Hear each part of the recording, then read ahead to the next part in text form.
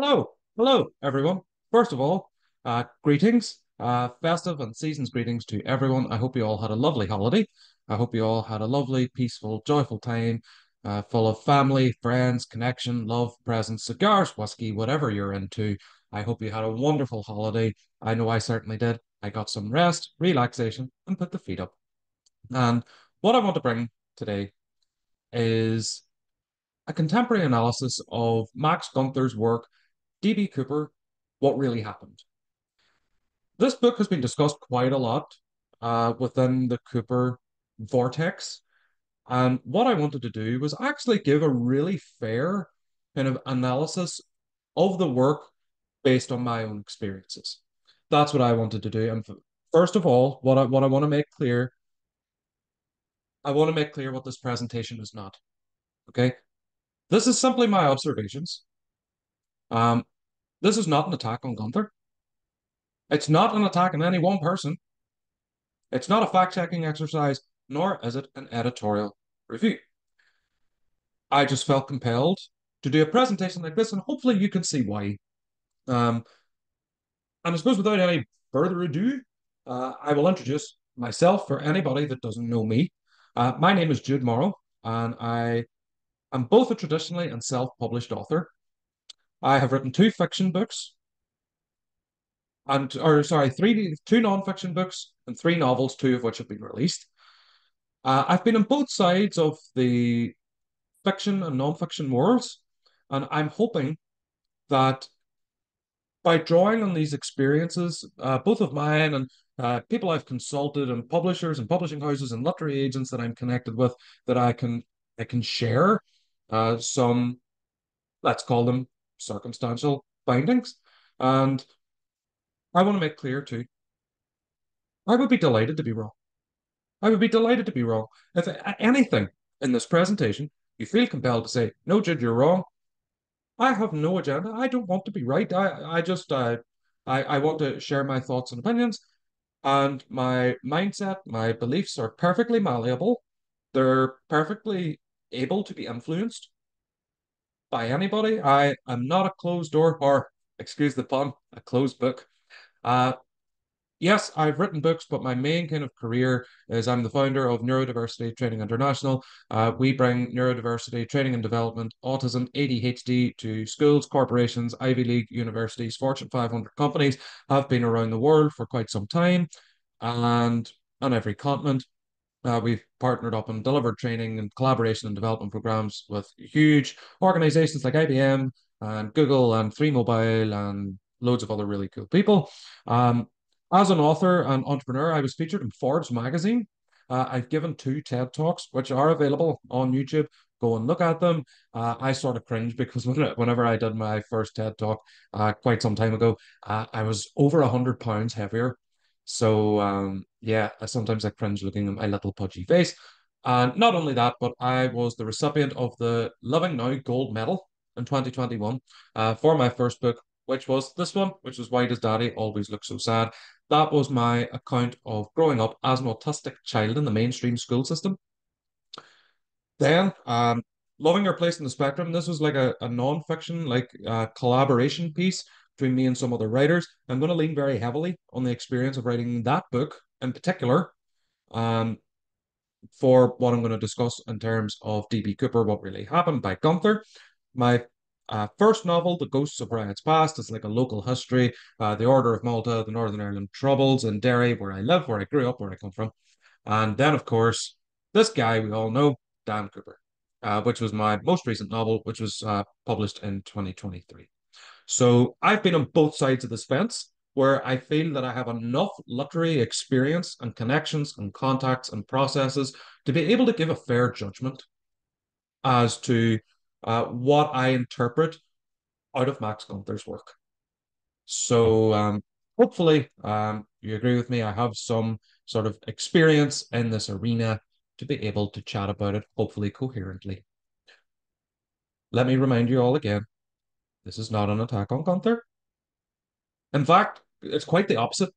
It's not an attack on any one person either. It's not a fact-checking exercise, and it's not an editorial review. So this is what needs to be discussed here. Let's get to the meat and the potatoes, right? We need to ask, is Clara a genuine source, right? We need to look at the context of the work, the time in which it came out, and everything else. And what I want to do is drawing on my own experiences and being connected in the literary world on both sides of fiction and non-fiction, the publishing processes. I mean, I only have one experience, but I have leaned on other people to ask their advice and their guidance just to see what comes out the other end. And then what really needs to happen next. So, yes, there's going to be a cliffhanger. It's going to be quite open ended. And yeah, I love the devil's advocate. I love seeing both sides of everything.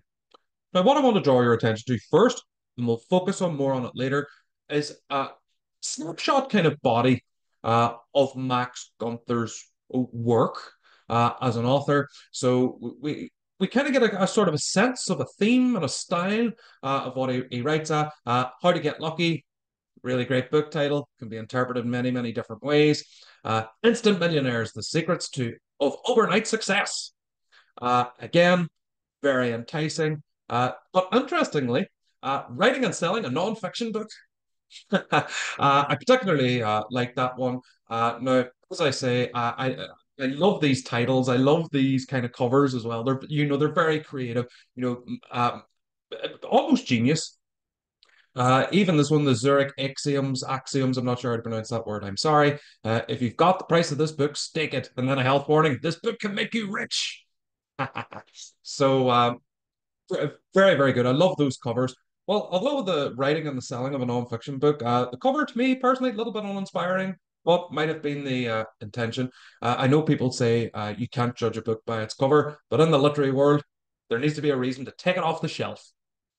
Hold that thought. Okay? You can't judge a book by its cover, but you need a reason to take it off the shelf. So that's a sort of snapshot of Max Gunther's work throughout his long writing career. I think he had maybe 15, 16 books. He wrote quite a lot of books. All right. So all these thoughts, because we're going to dive a little bit deeper into these later. I just wanted to give a little bit of context. And then, of course, the work that we're all talking about, which is D.B. Cooper, What Really Happened. The incredible true story of the hijacking, escape, and years of hiding. So this was published by now. There's a couple of different dates for this. Again, I'm so open to correction. A few sources I found was the NTC Contemporary Publishing Company, January 1st, 1986. I saw another couple that said 1985. So it was published in, let's say, 1985 or 1986. So uh, commercially, book was not considered a success um, at the time. And it seems that, like, afterward, because what I love doing is I love talking about my work. I love doing it. Every opportunity I can get to talk about my damn books, I'll do it. Gunther didn't really seem to do this for this work in particular. He seemed to kind of distance himself from it post publication. And editorial and press reviews for the book are really hard to find or come by anywhere, either contemporary or historic. So, I mean, let's open it out. I will leave contact details at the end.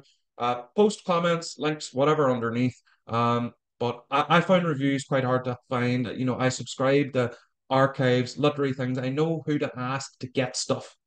That makes me sound a little bit shady, but I mean, whenever you're in the literary world, you're going to know people. I mean, an example, easy for other Cooperites, Ryan Burns, anything legal, he's going to know people because that's his job, that's his background, that's how he makes his money. Eric Eulis, professional card playing, he's going to know people. It's as simple as that. You know your own. And the premise of the book is that we'll call them Cooper and Clara, which is contextually correct because they are anonymous sources that were romantically involved, and they both reached out to Gunther at different times. And he's reporting what he believes is the account of Norjack by the culprit and accomplice, and he has written that account. That is what DB Cooper, what really happened ultimately is kind of like a little a strap line, a tagline, like a one sentence summary, if you will. So that's DB Cooper, what really happened. Now, I'm saying it, and it's on the record. I really loved this book. I thought it was great. I thought it was fantastic. I thought it was brilliantly well written. I was so pulled in by it. And and I'm speaking really passionate about this because I mean it. Like, what a talented guy. What and again, I'm going to also say it. Certainly, in my humble opinion, one of the most underrated American writers of all time because his books are great. This is really well written. It's really engaging. And what I really like about it too is that it uses very realistic plot devices and it draws on some real world tactics to bring authenticity to the work, like the birthday greeting, writing to retired agent Ralph Himmelsbach. More on that later. Um, but Gunther, by all accounts, had credibility and was described by people as beyond reproach. There was a degree of respect for him in the literary world that can't be denied. That's not for discussion. I mean, I'm killing that discussion now. He was respected. End of story. And to the untrained eye or the naked eye, Gunther did a really brilliant job of blurring the line between imagination and reality, which is a real credit as a writer. I would love to say I could do that. I would love to say I could do that. That is a real talent. And I don't know many other writers who can actually do that. So very high praise indeed, because I mean it. Uh, I'm not going to name them, but and not just about DB Cooper. I read a lot. I'm a prolific reader. Writers read, writers write. And as far as my all-time books, haven't read, I maybe in my lifetime, I'm 33 now, maybe 1,000 books. Let's call it 1,000. This is easily in my top 50. Easily. Let's say top 20. Yeah. No, I've just bumped it up because I think it's great. And I mean it. I think it's brilliant. So let me just go through the kind of first of all the writing process for a novel, right? So day one of what a novel is, okay, it's mapping out your characters, your family tree, relationships, life stories, likes, dislikes, passions, desires, circumstances, and how all of the above interact with each other to drive the plot forward. Okay, so that's your character development. So that's number one. And any writers, any novelists in here who've done creative writing courses or writing classes or went to retreats or anything like that, this is what they say. So you have your character development and you also have your plot development, right?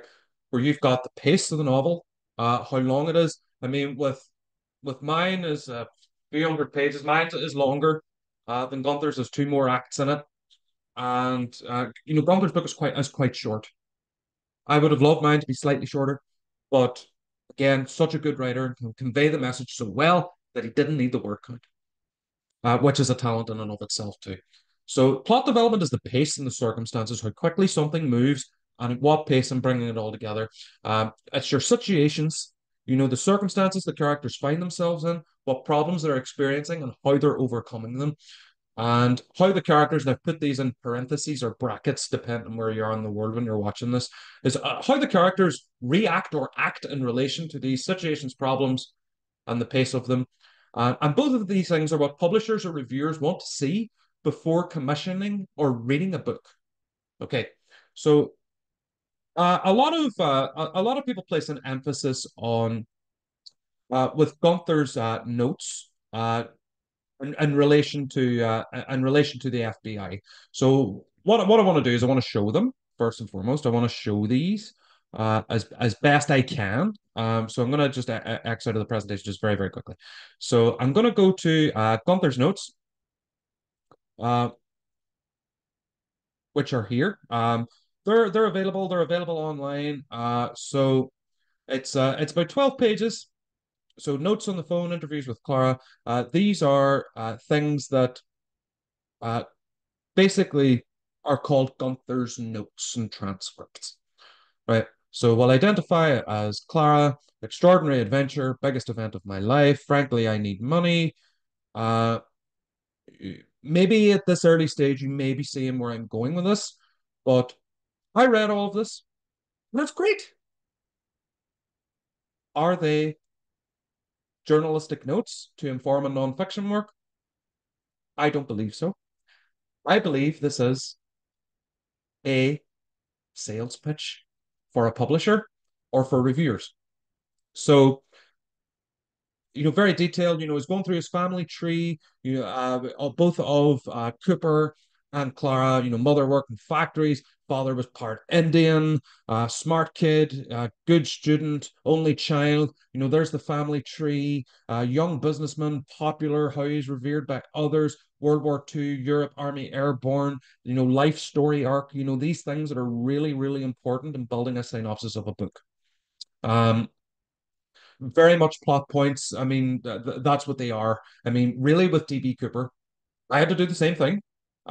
Is that you need to have a story arc which facilitates a gentleman that is middle aged, extorting an airline and escaping using a parachute. So, if this guy had zero parachute experience and basically just it wouldn't make for a really believable kind of novel or story. For example, it's the same as, let's say I was writing a novel about a young lady that wanted to extort $1 million from a submarine, but never at any stage of the plot arc did I include how to put on gear and scuba dive and to release oneself from an airlocked submarine. So of course these things needed to be there. Um, they're all there. These are all the plot points in essence. So, and let me explain why this is a synopsis. So I want to cross over to, and it's a great site. Anybody that wants to look at really good content about writing and pitching to publishers, check out jerichowriters.com.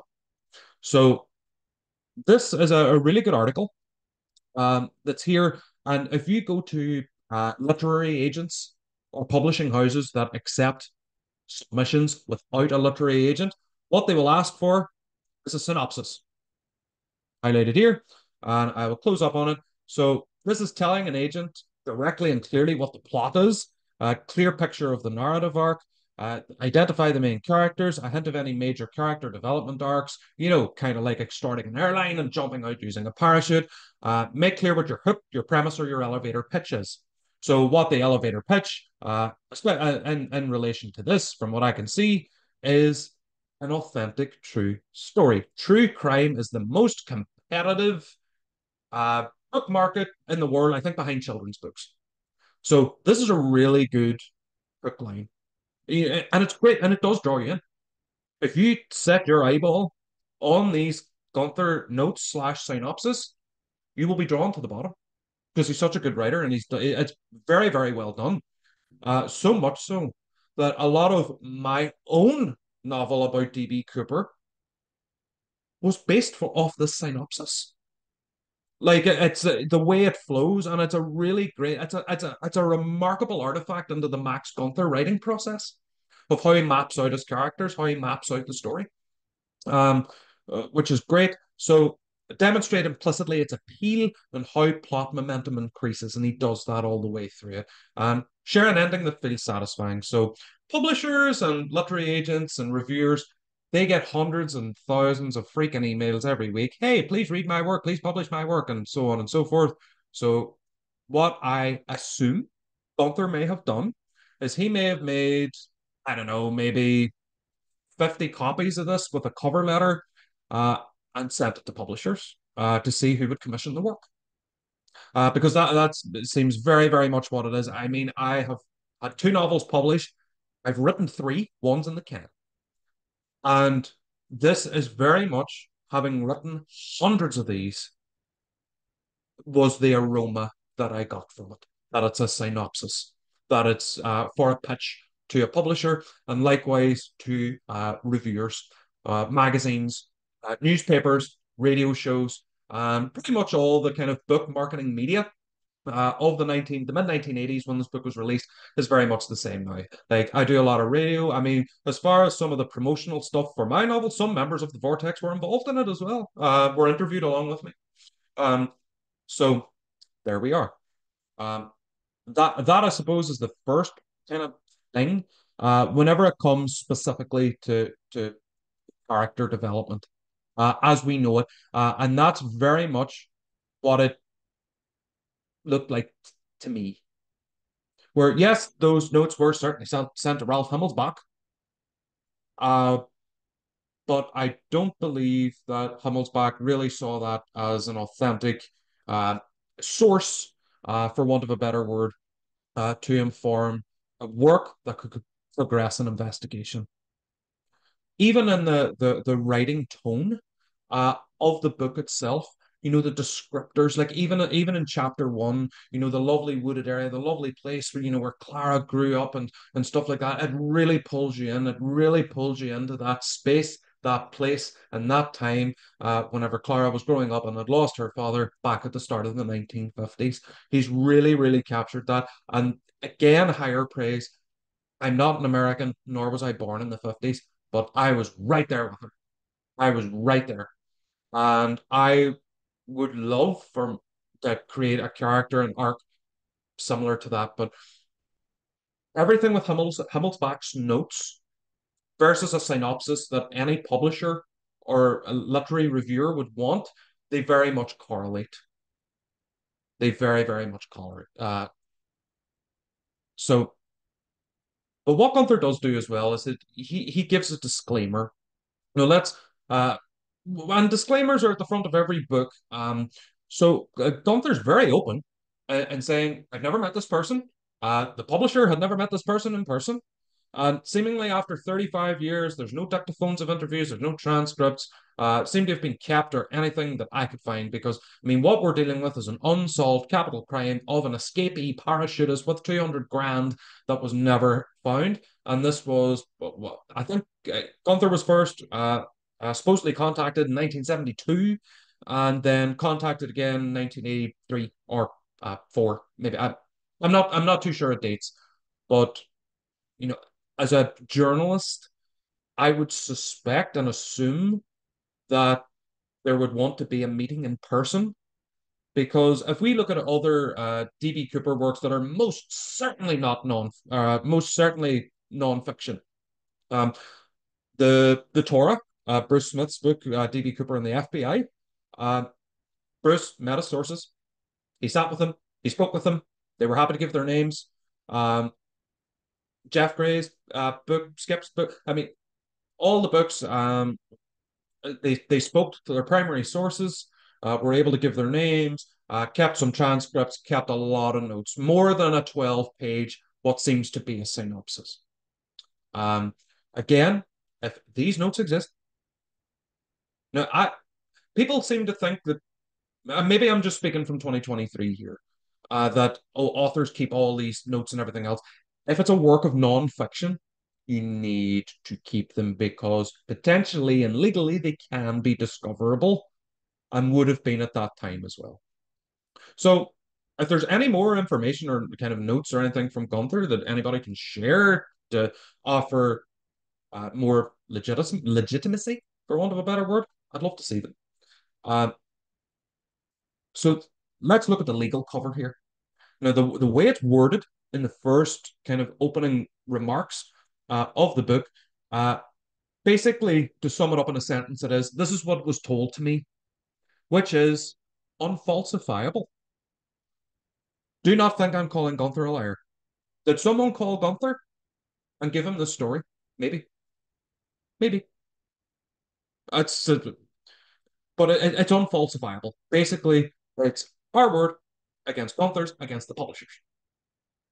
So it's unfalsifiable. This is a story that was told to me. It's very much even kind of leaning a bit more toward the fictional kind of narrative. Um, this is what was told to me. That kind of creative device has been used in various different forms of media. The Blair Witch Project. This is found footage. We don't know who owns it. We found it in a bag in a park bench somewhere, whatever. Or these are diaries that were found in an attic and published. Make of them what you will. So with DB Cooper, what really happened, I think this could be somewhat of the same. So it's it's his own version of like you'll see it. You'll see it at the end of movies and the credits. You'll see it at the start of every book. Go grab a book now and look inside, and it'll say something like this. I'm just going to read out my own from in here. It'll say it's a standard template, cut and stick. It'll say something kind of like this. It'll say It'll say any references to historical events, real people, names, characters, and places are used fictitiously and products of the author's imagination. Some names and details have been amended for privacy and confidentiality. Um, that's literally straight out of here. Um, and I think with the opening remarks of Gunther's book, it's a very creative and almost beautiful way to say that very boring thing I just read, where he has basically said, I have intertwined this and made a narrative out of it, make of it what you will. And it's great. And he pulled it off for the most part. He pulled it off. So, and by the way, I want to actually kind of talk about this. I think this is really important. Um, there have been several incidents of authors using real life elements to give credibility to their work, where people, and I know if I discuss it now, I know I have it in for later on, but we're on a roll, so let's roll with it. People say things like, how do you explain that kind of letter that was in True Magazine calling out for this witness or this person or this source, this individual? Um, no doubt, no doubt. Yeah, that was genuine. That was genuinely put there. Yeah. I mean, I am not saying that Gunther orchestrated it. You know, am I entirely open to Gunther was fooled by a hoaxer? Absolutely. That's what I'm saying. But there have been a lot of incidents of authors and a lot of medium. And I'll give a couple of examples using real life elements to give credibility to their work. The first thing I want to mention is the War of the Worlds, where the War of the Worlds made radio broadcasts. Now, that wasn't a book, right? It was a fictitious radio show that was broadcast on the radio and was extremely popular, and a lot of people thought that we were genuinely being invaded by aliens. People thought that was real. People thought it was real at the time. So I wanted to look for like early literary examples of somebody using real life elements in a fictitious work. And we look no further than, again, the all American literary hero is Edgar Allan Poe, who wrote one novel, which is called The Narrative of Arthur Gordon Pym of Nantucket, which is a really, again, it is a remarkable work. Please read it. I urge all of you to read it. This is it. I'll get back to this one sentence and I'll zoom up on it. I think this is really funny. It's almost farcical. The narrative of Arthur Gordon Pym of Nantucket, and this is the subline of it. Comprising the details of a mutiny and atrocious butchery on board the American brig Grampus on her way to the South Seas in the month of June 1827, with an account of her recapture of the vessel by survivors, their shipwreck and subsequent horrible suffering from famine, their deliverance by means of the British schooner Jane Guy, the brisk cruise of the latter vessel in the Antarctic Ocean, her capture and the massacre of her crew among a group of islands in the 84th parallel of southern latitude. Call that a subtitle. So, yes, so what was really special about this book is that at the start there's a disclaimer that says this is a real account. This is a diary account, and when we get more diaries from Arthur Gordon Pym, we will publish them. And that was really innovative. It was really clever and really ahead of its time. It really, really was. Where the publisher in their marketing and Edgar Allan Poe hinted that this was a real work, and people were trying to kind of identify and find out who this guy Arthur Gordon Pym was. So yeah, let's talk about this. Where this strategy, whilst old, has not always worked, and it didn't work here. So I'm going to highlight this. So other reviews condemned the attempt at presenting a true story. A reviewer for the Metropolitan magazine noted that though the story was good as fiction, when planned upon the public as a true thing, it cannot appear in any other light other than that of a bungling business, an impudent attempt at imposing on the credulity of the ignorant. Nevertheless, some readers believed portions of Poe's novel were true, especially in England, and justified the absurdity of the book with an assumption that author Pym was exaggerating the truth. Publisher George Putnam later noted that whole columns of these new discoveries, including the hieroglyphics found on the rocks, were copied by many of the English country papers as sober historical truth. So there have been a lot of instances where works of fiction have been mistaken by the public as reality, as far back as Edgar Allan Poe. And am I leaning toward Max Gunther, his work, D.B. Cooper, what really happened, being a case of this? I believe I am. Where it has happened before, where people have said things like, it doesn't make sense. It's very elaborate for it to be a hoax. Or, that the author was fooled or whatever it may be. But I'm telling you now, it's happened. This has actually happened. This has happened in the real life, in this real world of which we live. So that has happened. There is evidence of it. It has most certainly happened. And with this kind of disclaimer here, and I'm going to just go back into the presentation. I will be stepping in and out of it for various other things. So as far as the kind of fictional world, there have been incidents of authors using real life elements to give credibility to their work. Whether it's sending stuff to law enforcement, whether it's saying something is real, it has happened. It has happened. It could have been the case here too. All right. So to conclude the kind of the fictional part before moving on to non-fiction, the notes sent by Gunther to the FBI, they just look very much like a synopsis that one would send to a publisher in order to have a work commissioned.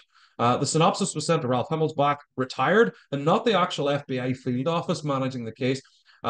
This book was written and published in 84, 85 with I know it was Ralph Himmelsbach, but was he Director Himmelsbach by that time? Special Agent Himmelsbach? I'm sorry I've messed up his title if I did, but why not just send it to the field office? Um, and the answer to that question is Gunther very clearly says inside the book, this is a person that's admitting to this crime and so on and so forth, and I believe them to be genuine. But from legal points, and I've consulted a couple of lawyers in the group, and I said, and asked them this question, and everyone came back with pretty much the same answer. Withholding a source admitting to aiding, abetting, or carrying out a capital crime would be obstruction of justice and just too large a risk for any author or publisher to really take. So that is the fictional element. Other things. This is what the book's full of. And this kind of falls in between the cracks transition into nonfiction. The book is full of identifiable information. Dan, Claire, Paul Cotton, Clara, and so on and so forth. So, I mean, let's take an assumption that Clara is genuine. I mean, I don't know how she would ever get the scars of the bus tires off her back. There's just so much identifiable information. Where she lived. Family. The descriptors. The greatest strength of Gunther as a writer is his descriptors. But from a legal point of view, it could really screw the guy over. So there's a lot of assertions of truth in the opening paragraph. Anybody who owns a copy of the book, please open it and please look at the first 20 pages where the words true, truth, truthful appear at least 10 to 15 times. It's kind of like almost like NLP, neuro linguistic programming, where it's a very persuasive language. This is genuine. I really believe this to be genuine, and is winning the reader over, and he does a fantastic job of it. It's full of plot devices and structure. It's full of emotion. I mean, I love Bruce's book. Bruce's book, The Torah, right? I love that book. It doesn't have any plot devices in it. It doesn't have a structure in it. That's not a criticism, Bruce, by the way. Because it's nonfiction. It's a reporting of fact.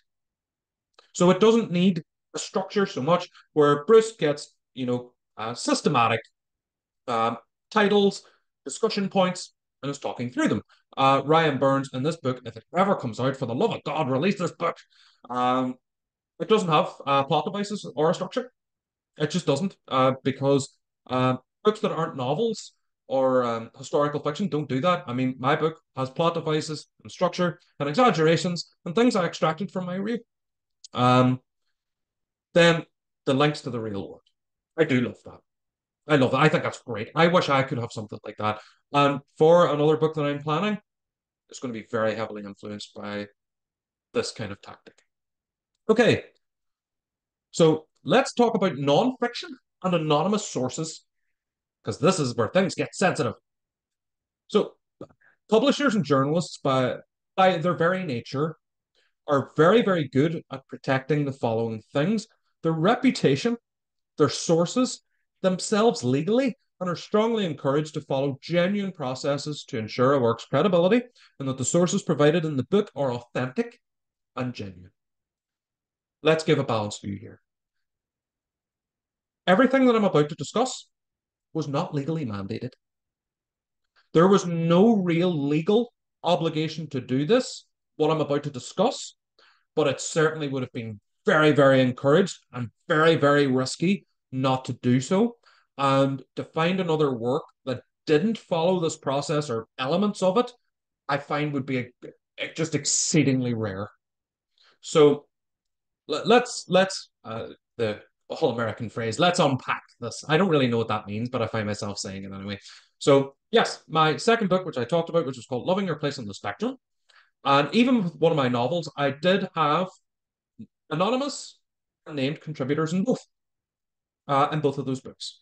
For my novel, The Ghosts of Riots Past, I offered my informants, my information informants, an opportunity to give their say at the back of the book as appendices, and one of them didn't want their name on it.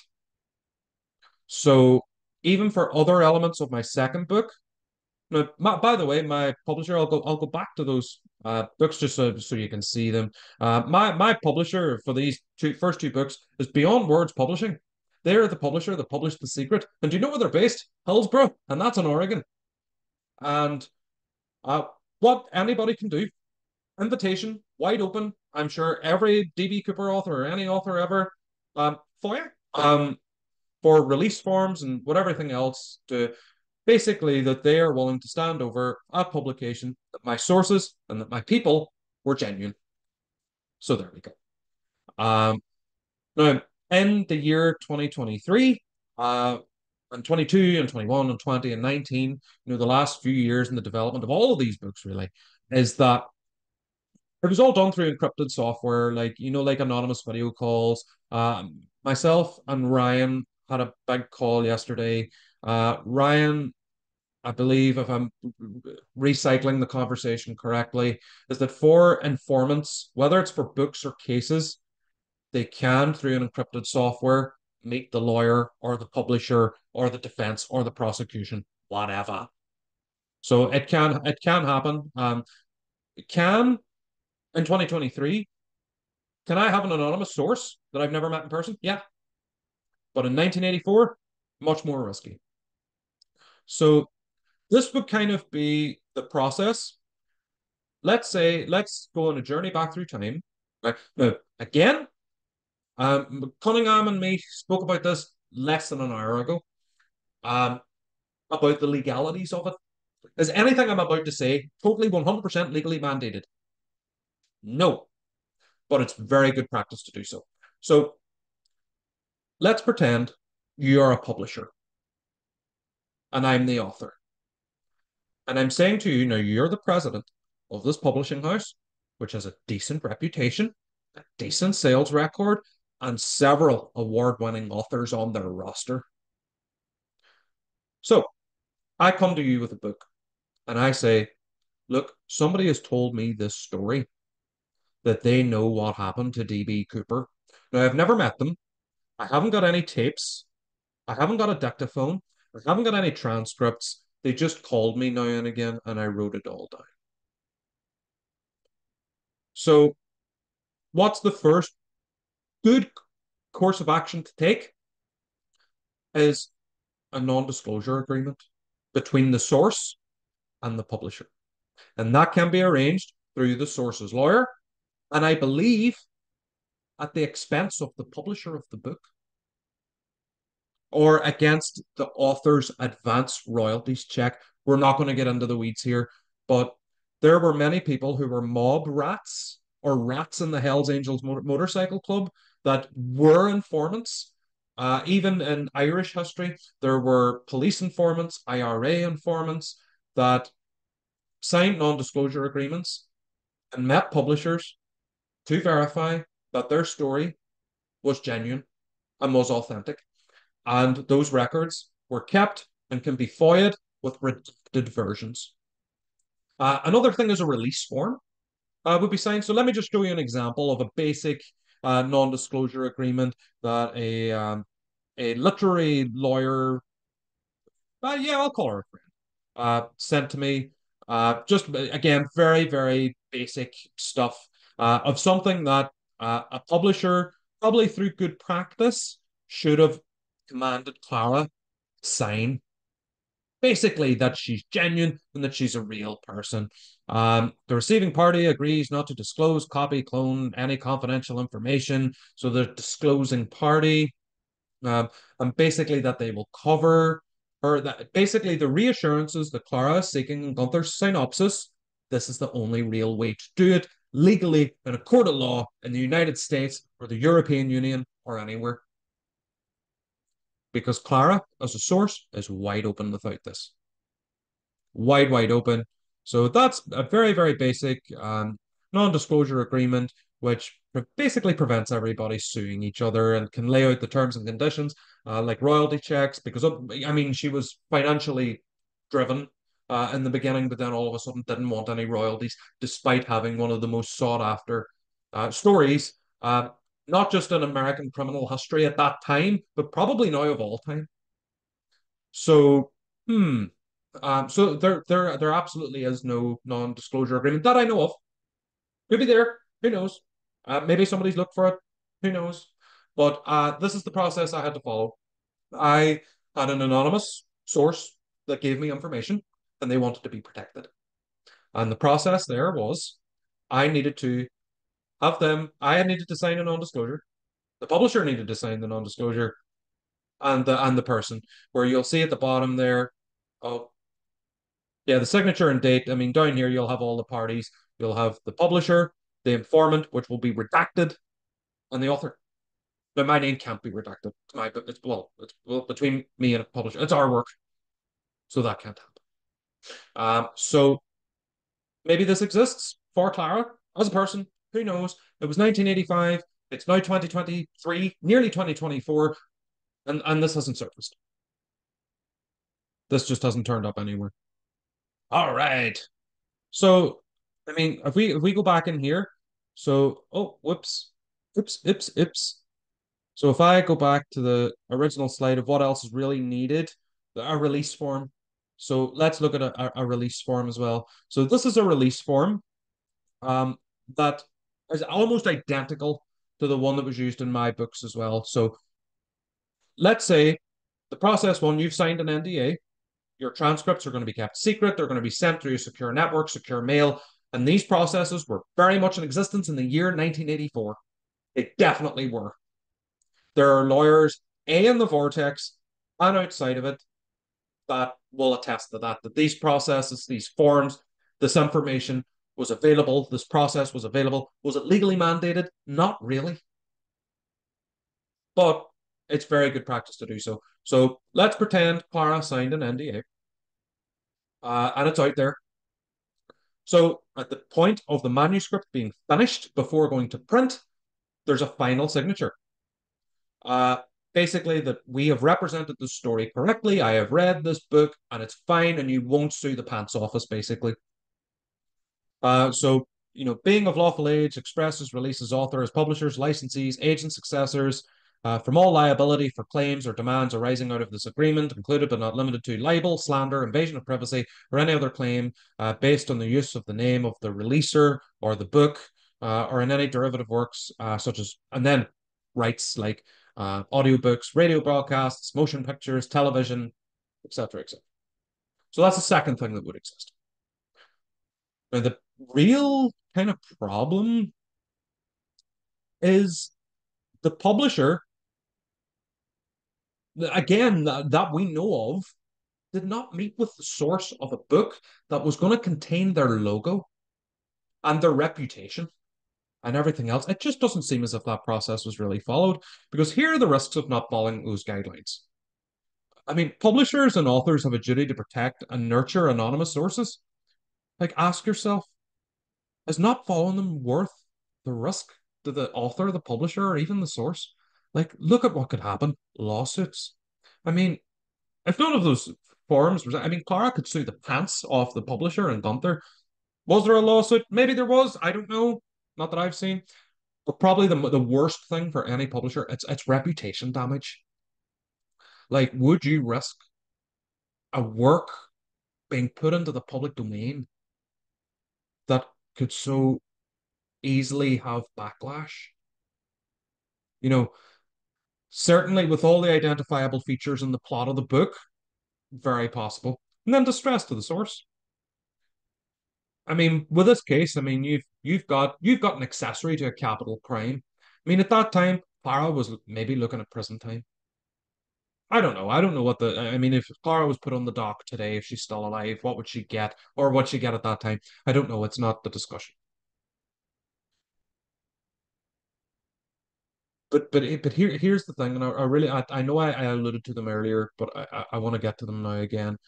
People say like these are the questions. How do you explain the birthday wish in the magazine or the typewriter or any other stuff? Look at Poe's work. People can do very creative stuff to bring legitimacy to their work. Whether that's a source hoaxing a publisher and an author, has that happened? Yeah, it has. And then people say, why would someone just make the whole thing up? The short answer to that is because writers make things up. I make things up. Yeah, very plausible. Um, and then this is just so elaborate to be a hoax. There are too many coincidences to simply brush this aside. You know, uh, that's yeah, there is. I'm not denying that. There are a lot of coincidences that transpire in real life that were depicted in that work. But if you have some form of whether it's a confirmation bias or some form of idea that you want to materialize, you can make any novel really suit. And this is a very, very common thing. Like it happened with some of the Sherlock Holmes books as well. I mean, Arthur Conan Doyle actually sent some notes and stuff like that to Scotland Yard, and this was back in the early 1900s. Um, but the $1 million question. People saying, Jude, what's your guess as to why this was done then? And here's what I want to introduce everybody to. We talked about this before, right? We talked about this. So, find a certain kind of theme in Gunther's works where you can tell his influences. So, how to get lucky. So, 13 techniques for discovering and taking advantage of life's good breaks, right? That's a book that is remarkably similar to the book by Dale Carnegie, The Seven Habits of Highly Effective People, or The Five Habits of Highly Effective People. Guys, you know the book of me. So it's remarkably similar to that. And Habits of Highly Successful People or Highly Effective People was a worldwide phenomenon, a huge success. So why not follow a blueprint for success? Instant Millionaires, very much of the ilk of Think and Grow Rich. Writing and selling a non-fiction book, very much the same. Publishing for Dummies, again, very, very successful. The Zurich Axioms. There seems to be kind of a theme in the work of things that are very topical and giving his own slants. And that's great. I mean, in music, there's cover versions. In movies, there's remakes. There's video game adaptations. It happens all the time. It happens all the time. Like, Gunther has given a creative, good kind of take on those very famous works. And let me tell you what came out, and this is the kind of genesis of fictional true crime, is In Cold Blood by Truman Capote. And this book was written in the late 50s, early 60s, released in the mid 60s, and it was conceived by Capote using fictional elements to resolve uh, whether it was solved or unsolved, or it was solved while he was writing it. It was depicted in the film Capote, which Philip Seymour Hoffman, sadly no longer with us, won an Oscar for portraying him, and that documents the writing journey of In Cold Blood. It was hailed by critics upon release like this is a landmark book where it's basically fictional nonfiction. That's kind of what it's classed as. And Capote actually used the technique of corresponding with law enforcement to lend credibility and perhaps help the case in some way. When Capote passed in 1984, there was a big newfound appreciation of his work, and it was taking effect across the world.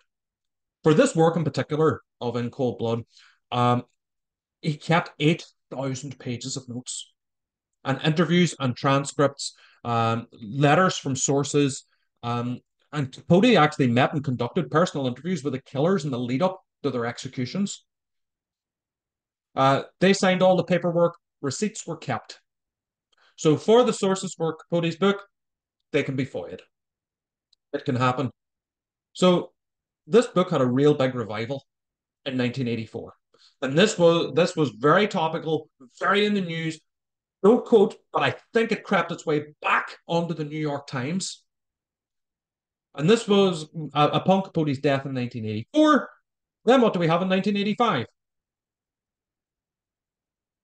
Hmm. Even looking at the covers, I mean, the font, the colors, the flying motifs. And what my honest opinion is that I think this D.B. Cooper, what really happened, was influenced by the revival and enduring success of In Cold Blood. Because if you look at these last books, you know, Habits of Highly Effective People, Think and Grow Rich, Publishing for Dummies, these were enduring successes. These books still sell today. They're timeless classics. In Cold Blood is a timeless classic. I mean, why not capitalize on it? Like, the covers are so similar. It's familiar. It's familiar. It's very good in marketing. And I would find it very hard to see it as anything other than intentional. Is there anything wrong with that? Absolutely not. There's nothing wrong with that at all. So, what needs to be done? What are the final thoughts upon this, right? So, we can summarize everything we've talked about in these few points, right? The processes followed for D.B. Cooper, what really happened, are more aligned with fiction than non. Uh, there's no paper trail of communication between the publisher, the author, or the source that we know of. If that turns up, great. And I mean, another thing, perhaps Gunther, a good man and a talented, talented writer, was filled and was captured by a very charming source that put a lot of effort and elaborate stuff into this dupe of which Gunther was a victim. It's entirely possible. Here's what would convince me after everything that we've gone through, I can only deduct that Clara as a source is not genuine. Why were none of these processes followed? And I would love to see these. I think it would be great. I think it would be amazing for Gunther's posthumous popularity if any of these turned up. So an NDA from Clara that's redacted, a release form from Clara that's redacted, a FOIA paperwork from the publisher of them doing their due diligence, vetting the source, and so on and so forth. Correspondence between Gunther and the publisher would be great. So I think to conclude, until the presence of any of these items, we must assume that Clara as a source is not genuine. And a non-fiction work really shouldn't leave the reader requiring faith for its content to be authentic and genuine. Like, there's nobody debating Skyjack by Jeffrey Gray. There's nobody debating Andrade's book. That's not happening. It's just not happening. Nobody's debating my book because it's fiction. It's so clearly fiction. But this is this is the clever thing, right? And here's what I would love as a real tribute to Max Gunther. I would love people to be talking about my books long after I'm gone and debating about them long after I'm gone. I would love that. If somebody made a video like this critiquing my book in 50 years and I could see it from beyond the veil in heaven, having a beer with Cooper himself, I would feel so proud. And I think Gunther should too, that we're literally talking about this all this time later. And was it intentional? Maybe. Maybe. Maybe. So look, I really hope you enjoyed that. I hope you enjoyed that nice critical analysis. Uh maybe I'll do another class on another Cooper book. I don't know, but I don't think there's any as controversial or discussed. Um, and here's my dates. Give me an email if you want to chat more about it. Now, I do get a lot of fan mail and hate mail every day. Apologies if I'm slow. So it's Jude at neurodiversity-training.com. My website's judemorrow.com. If you want to learn more about the autism and neurodiversity stuff I do, head over to neurodiversity-training.com. So, uh, I look forward to your comments. I look forward to chatting back and forth. And I just want to say thank you so much again for sticking with me right the way to the end. So have a lovely day, evening, week, wherever you are.